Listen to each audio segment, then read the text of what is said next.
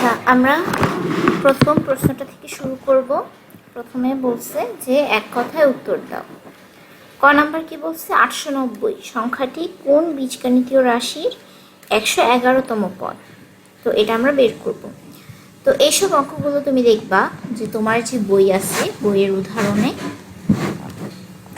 সুন্দর করে দেওয়া আছে 7ক যোগ 2, 6ক যোগ 2, 6ক মাইনাস 1।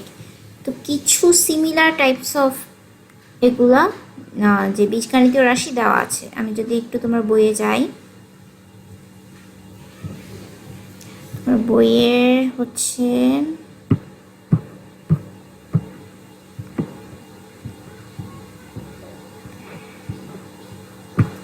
একটু নিচের দিকে, তাহলে এই যে এই ছকটা তাকাও। তোমার প্যাটার্ন রিলেটেড যতগুলো হচ্ছে কোয়েশ্চেন আসবে বেশিরভাগই দেখা যায় এই ছকটা থেকে আসছে। অর্থাৎ বীজগণিতীয় রাশিগুলো এরকম হইতে পারে, এরকম হইতে পারে, আবার +2 দিয়েও থাকতে পারে, 2ক +2, 3ক +2 এরকম। তো এগুলো হচ্ছে কিছু কমন। তো আমরা ফার্স্টে চেক করব কমনগুলো থেকে। তো এখানে যেহেতু 890, তো আমি কি করছি 890 কিভাবে হতে পারে, তো সেই ক্ষেত্রে আমি 8ক +2 এটা দিয়ে চিন্তা করেছি। অ্যান্ড 8ক +2 এর ক্ষেত্রে ক হচ্ছে কততম পদ, তো 8 গুণ 111 গুণ দিয়েছি, তাহলে 888 হয়, তারপরে যোগ 2 দিছি, দেন 890 হয়।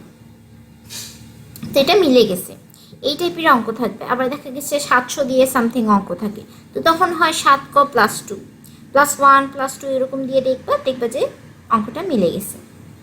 এই হইলো। তাহলে উত্তরটা কি? উত্তর হচ্ছে এই যে 8ক +2, এই বীজগণিতীয় রাশিটাই হচ্ছে চাইছিল ক নাম্বারে। খ নাম্বার কি? 1 থেকে 20-এর মধ্যে কতটি সংখ্যাকে দুইটি বর্গের সমষ্টি রূপে প্রকাশ করা যায়? তাহলে 1 থেকে 20, এটাও কিন্তু তোমার বই থেকে আসছে। দেখো সবগুলো জিনিসই যেগুলো আমি পড়াচ্ছি সব বই থেকে এসেছে। এই যে 1.3 যদি দেখো তুমি, সংখ্যাকে দুইটি স্বাভাবিক সংখ্যার বর্গের সমষ্টি রূপে প্রকাশ করো। তাহলে এখানে 1 কত বের হয়েছে? 13 পর্যন্ত বের হয়েছে। তো আমাদের এখানে একটা সুন্দর কোয়েশ্চেন বানানো যাবে এই লাইনটা থেকে। এটা হচ্ছে তোমার বৃত্তি পরীক্ষার জন্য খুবই ইম্পর্টেন্ট, যে 1 থেকে 100 পর্যন্ত 35টা এরকম সংখ্যা আছে যেটাকে দুটি স্বাভাবিক সংখ্যার বর্গের যোগফল হিসেবে লেখা যায়। তাহলে 1 থেকে 20 পর্যন্ত কয়টা সংখ্যা আছে আমরা বের করি চলো। তাহলে 1 থেকে আমরা বের করব 20 পর্যন্ত। তাহলে ফার্স্টে x² + x² দিই, তাহলে কত? 2 হয়। তারপরে x² + 2² দিই, তাহলে কত হয়? 2 দুগুণে 4 আর 1 5।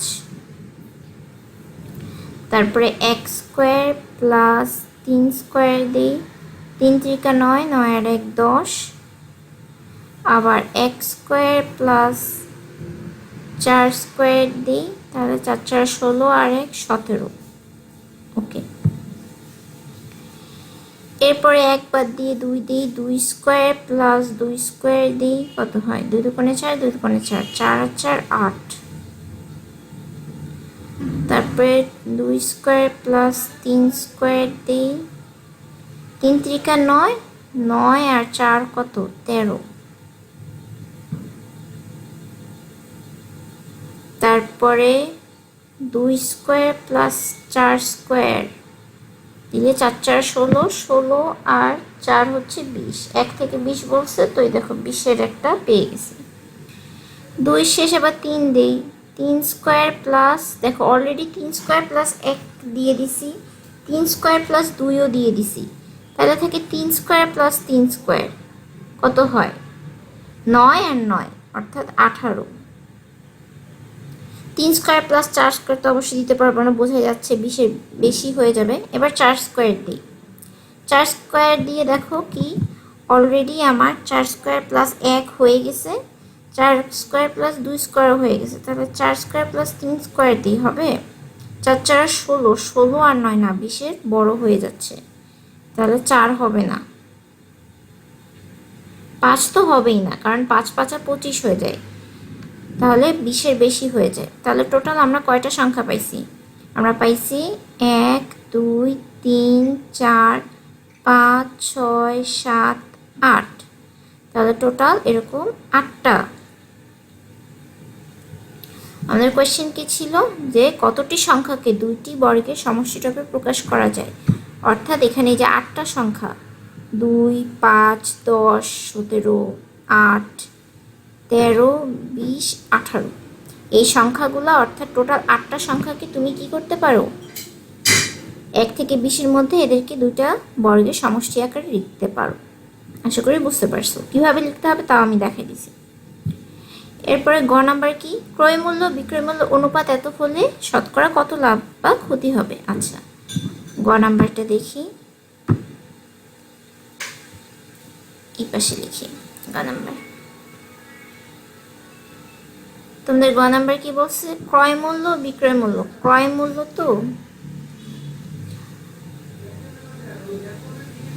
ক্রয় মূল্য আমি সি দিয়ে লিখি, তাহলে ক্রয় মূল্যর হচ্ছে ফার্স্টে ক্রয় মূল্য, তাই 4 হচ্ছে ক্রয় মূল্য, আর বিক্রয় মূল্যকে হচ্ছে এস দিয়ে লিখি, এস বিক্রয় মূল্য কি 5।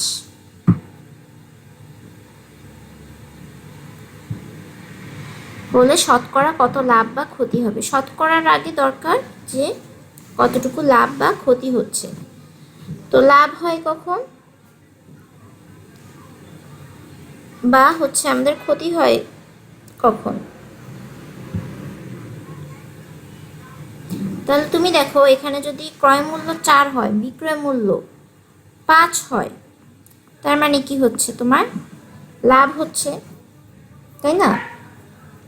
তুমি কিনছো 4 টাকা দিয়ে, বিক্রি করছো 5 টাকায়, তো তোমার লাভ হচ্ছে কতটুকু লাভ হচ্ছে,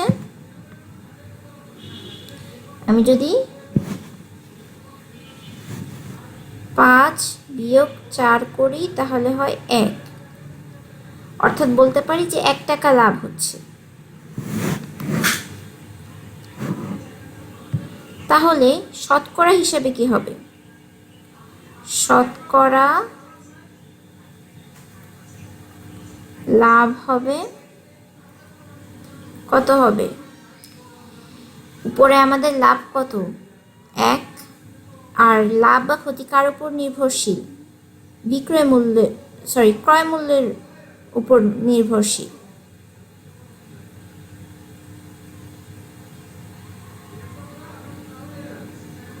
তাহলে গুণ হচ্ছে 100, তাহলে 20% বলতে পারি, তাহলে শতকরা লাভ হচ্ছে 20%। ওকে, এরপরে কি, এরপরে হচ্ছে আমাদের চ ছ জ, জ নাম্বার কি, এত এর সাথে কত যোগ করলে যোগফল পূর্ণবর্গ হবে। তাহলে জ নাম্বারটা করি,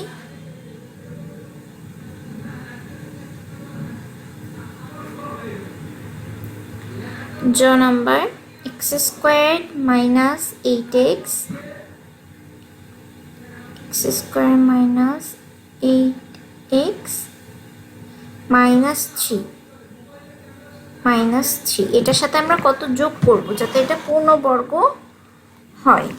তাহলে তুমি দেখো এই যে স্কোয়ার আছে, অর্থাৎ আমরা এটাকে কি হিসেবে প্রকাশ করতে পারি, a + b বা a - b হোল স্কোয়ারের হিসেবে, তাহলে তো আমরা কি পূর্ণবর্গর যে ব্যাপারটা ওটা পাবো। তাহলে সেটার জন্য এটা যদি x² হয় তাহলে -2ab, তাহলে 2 গুণ a কত, a এটা হচ্ছে x হচ্ছে a প্লাস b, তাহলে কত নিতে হয় 4 নিতে হয়, তাহলেই তো 4 দুগুণে 8, 8x হবে। তাহলে যদি তাই হয় তাহলে আমাদের কি এই পাশে কি দিতে হয়, 4 4 16 এটা দিতে হয়, তাই না? তাহলেই তো আমি এটাকে কি হিসাবে লিখতে পারবো, এক্স মাইনাস 4 হোল স্কোয়ার, এই যে পূর্ণবর্গ সংখ্যা হয়ে গেছে। তো এই জিনিসটা করার জন্য আমার মিসিং কি আছে? আমার মিসিং হচ্ছে এখানে -3 আছে, এখানে আছে আমাদের -3, আর এখানে আছে আমাদের +16। তাহলে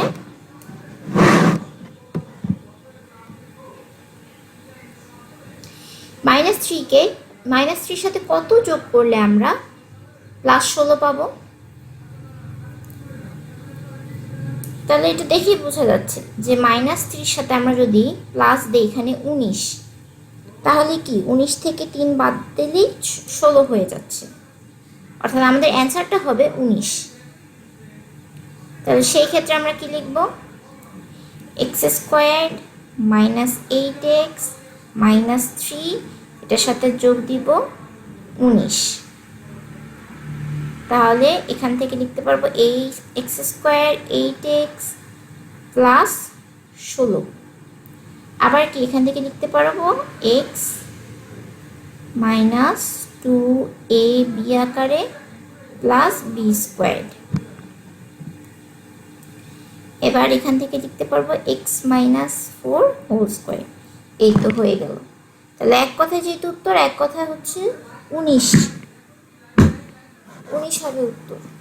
ঠিক আছে, এই 19 যদি আমরা যোগ করি তাহলে কি আমাদের পূর্ণবর্গ সংখ্যা পেয়ে যাব।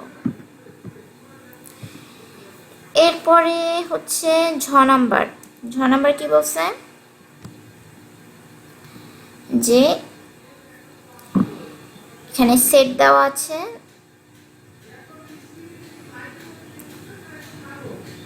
যে এই সেটের মধ্যে তালিকা পদ্ধতিতে প্রকাশ করতে হবে। তো এক্স সাজ দ্যাট এক্স হচ্ছে ধনাত্মক পূর্ণ সংখ্যা। ধনাত্মক পূর্ণ সংখ্যা কারা? ধনাত্মক পূর্ণ সংখ্যা হচ্ছে 1 থেকে পজিটিভ যে সংখ্যাগুলো বা ধনাত্মক যে সংখ্যাগুলো না, সংখ্যা রেখার ডান দিকে যে সংখ্যাগুলো 1 থেকে শুরু করে। আর x² হবে 18 সমান বা 18 থেকে ছোট। তাহলে আসো আমি এই অঙ্কগুলো করার কি টেকনিক শিখেছি, যে x সমান যদি 1 হয় তাহলে x² কি হবে 1² মানে 1। আবার x সমান যদি 2 হয়, x² সমান 2² সমান 4। আবার x সমান 3 হলে x² সমান 3² সমান 9 হবে। আবার x সমান যদি 4 হয়, x² সমান 4² সমান 16 হবে। এরপরে বুঝতেছি পরেরটা হবে 5 5 25। তো 25 কি 18-র বড় হয়ে যায়, অর্থাৎ কন্ডিশনটা মানে না। তাহলে সেই ক্ষেত্রে সমাধান কি? সমাধান হচ্ছে 18 ছোট বা 18 সমান, অর্থাৎ এইগুলোর ক্ষেত্রে হয়। এখানে কি বলছে এক্স সাজ দ্যাট, অর্থাৎ তোমার এক্সকে নিতে হবে। এক্সের কোন কোন মানের জন্য? 1 2 3 4। তাহলে তালিকা পদ্ধতিতে যেই সেটটা হবে এর সমান হবে 1 2 3 4। আশা করি বুঝতে পারছো। এরপরে 5 ক্রমের ম্যাজিক বর্গ একে দেখাও। তাহলে এটা কিভাবে ড্র করব দেখি। 5 ক্রমের, এটাও কিন্তু বই থেকে আসছে। বইয়ে কি কি দেওয়া আছে? 3 ক্রমের দেওয়া আছে, 4 ক্রমের দেওয়া আছে। তুমি 5 ক্রমের ম্যাজিক বক্সটা ড্র করবা। তো এই ম্যাজিক বর্গ যেটা, সেই ম্যাজিক বর্গর জন্য তুমি মনে রাখবা, মনে করো যে এখানে হচ্ছে 3টা,